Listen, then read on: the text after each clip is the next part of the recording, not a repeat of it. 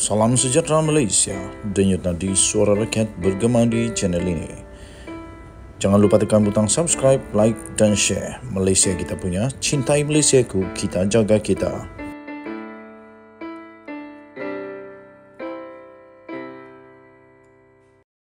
Salam sejahtera Malaysia, denyut nadi suara rakyat bergema di channel ini. Tuan-tuan dan puan-puan yang dihormati sekalian, saya ingin ucapkan bilion terima kasih kepada semua yang sudah menekan butang subscribe, like dan share. Bagi yang belum, saya mohon untuk tekan butang subscribe, like, share dan komen video-video dalam channel ini. Juga share kepada kawan-kawan supaya kita boleh menjadi suara yang turut kedengaran sampai kepada telinga Yang Amat Berhormat Perdana Menteri Malaysia. Saya ingin ucapkan selamat berpuasa bagi yang berpuasa. Tak lama lagi kita akan sambut perayaan terbesar di Malaysia, iaitu sambutan Hari Raya. Satu Malaysia kita menyambut, seluruh Malaysia sama-sama kita meraihkan Hari Raya ini. Okey, tuan-tuan dan puan-puan, baru-baru ini dihebohkan di seluruh media sosial, ditrollkan Anwar Ibrahim. Kononnya beliau kantoi tak ada support daripada kerajaan daripada Arab dan sebagainya.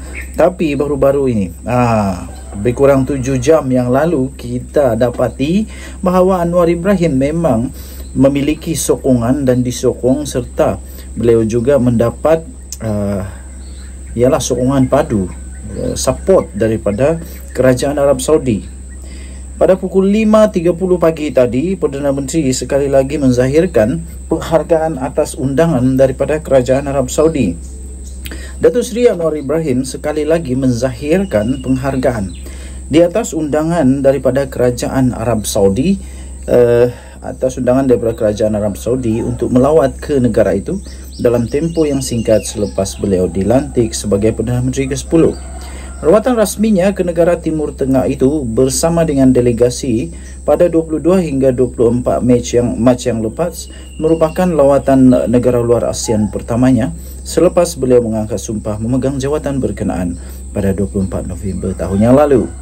Menerusi satu hantaran di Facebook rasminya malam tadi, beliau yang juga adalah Menteri Keuangan menyifatkan bahawa hubungan di antara Malaysia dan Arab Saudi termasuk dalam urusan perniagaan, urusan perbankan dan kegiatan Islam terjalin dengan sangat baik.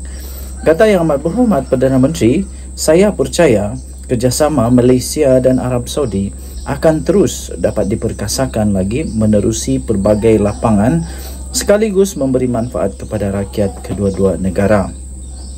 Dalam lawatan 3 hari ke negara itu, Perdana Menteri menerima kunjungan hormat Setiausaha Agung Pertubuhan Kerjasama Islam OIC, iaitu Hussein Ibrahim Taha, dan Setiausaha Agung Liga Dunia Islam, iaitu Sheikh Dr. Muhammad bin Abdul Karim Al-Isa. Beliau juga sempat mengadakan pertemuan dengan komuniti perniagaan daripada Arab Saudi di Ibu Pejabat Bank Pembangunan Islam di Jeddah dan menyaksikan majlis menandatangani 3 perjanjian persefahaman yang melibatkan syarikat swasta Malaysia dan Arab Saudi. Anwar dan juga delegasi juga sempat melengkapkan ibadah umrah di Mekah dan ziarah di Madinah serta beramah mesra dengan program iftar bersama rakyat Malaysia yang menetap di Jeddah, Makkah dan Madinah. Untuk rekod, pada tahun 2022 Arab Saudi merupakan rakan dagangan terbesar, destinasi ekspor ketiga terbesar dan sumber import terbesar negara di rantau Asia Barat dengan jumlah dagangan dua hala berjumlah 45.52 bilion atau kira-kira 10.26 bilion US dollar, iaitu peningkatan sebanyak 159.2% berbanding tahun sebelumnya. Daripada jumlah itu, ekspor negara ke Arab Saudi meningkat sebanyak 43.8%, berjumlah 7.28 bilion, iaitu kira-kira 1.66 bilion US dollar, manakala jumlah import negara dari Arab Saudi mencatat peningkatan sebanyak 205.8%, berjumlah 38.24 bilion atau kira-kira 8.6 bilion. Terbukti Datuk Seri Anwar Ibrahim mendapat sokongan daripada Arab Saudi. Tahniah diucapkan. Yang kita nak tengok pula nanti ialah adakah apa lagi troll selepas ini. Tapi saya pikir segala-galanya dapat dipatahkan dengan fakta yang benar. Kita jumpa lagi, bye-bye. Salam sejahtera Malaysia, denyut nadi suara rakyat bergema di channel ini. Saya ingin ucapkan bilion terima kasih kepada semua yang sudah tekan butang subscribe, like dan share. Yang belum lagi tekan butang subscribe, like, share, saya mohon untuk tekanlah butang subscribe, like dan share. Ini ada berita terbaru yang pasti mengejutkan. Sanusi, Menteri Besar Kedah. Pendedahan terbaru yang pastinya akan membuatkan ramai orang tertanya-tanya, apa sudah berlaku dengan negeri Kedah. Terbaru ini, tuan-tuan dan puan-puan, Nik Nazmi telah menunjukkan bukti kukuh data terbaru bahawa tanah rizab Melayu di Kedah telah menurun. Apa jadi ni? Apa jadi? Menteri Sumber Asli, Alam Sekitar dan Perubahan Iklim NRECC, iaitu Nik Nazmi Nik Ahmad, telah menunjukkan bukti data yang amat kritikal dan penting, iaitu tanah rizab bagi orang Melayu di negeri Kedah rupa-rupanya telah menunjukkan penurunan di antara tahun 2021 sehingga tahun 2022.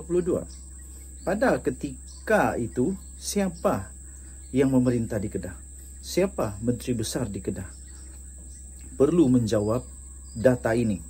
Kerana data ini telah dikeluarkan bukan oleh orang sembarangan, tetapi data ini telah dikeluarkan dengan bukti data daripada Menteri Sumber Asli dan Alam Sekitar dan Perubahan Iklim, iaitu Nik Nazmi. Tangkap layar data itu telah dikongsikan oleh beliau menerusi satu ciapan di Twitter pada Ahad yang lalu.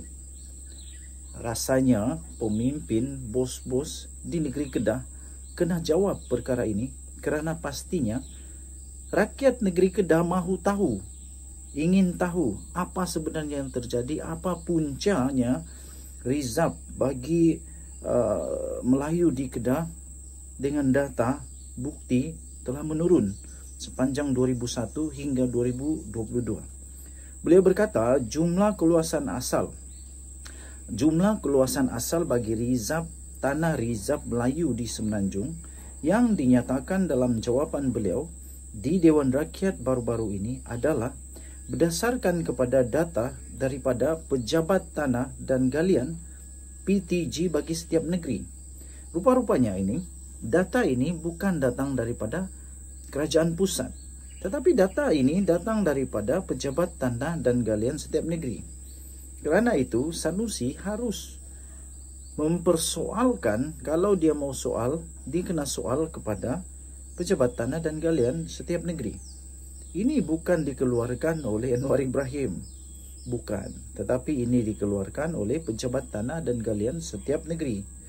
Kata menteri itu, kalau dengar jawapan penuh saya di Dewan Rakyat, saya merujuk semua data-data yang telah diberikan oleh PTG setiap negeri, katanya.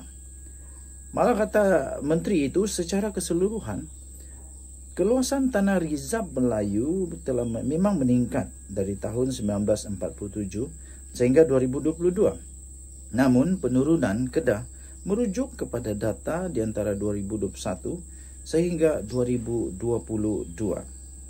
Nik Nazmi pada 29 Mac yang lalu memaklumkan jumlah tanah rizab Melayu di Kedah, Perak dan wilayah Persekutuan Kuala Lumpur telah menunjukkan data penurunan di antara tahun 2021 dan tahun 2022.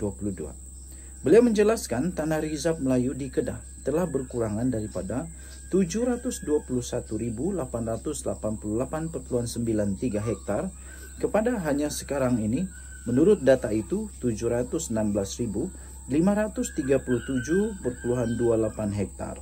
Sementara itu, Perak pula merekodkan penurunan daripada 953,042.67 hektar, maafkan saya, daripada 95,342.67 hektar kepada 953,40.87 hektar, dan Kuala Lumpur daripada 1,003.56 hektar kepada hanya sekarang 99.48 hektar.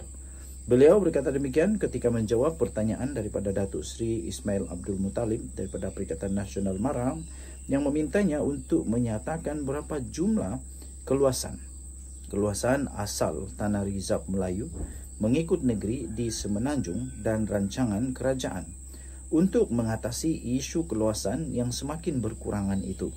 Bagaimanapun menurut Nik Nazmi, secara keseluruhannya, jumlah Tanah Rizab Melayu tidak berkurangan dan kerugian yang dicatat juga bukan dalam jumlah yang besar.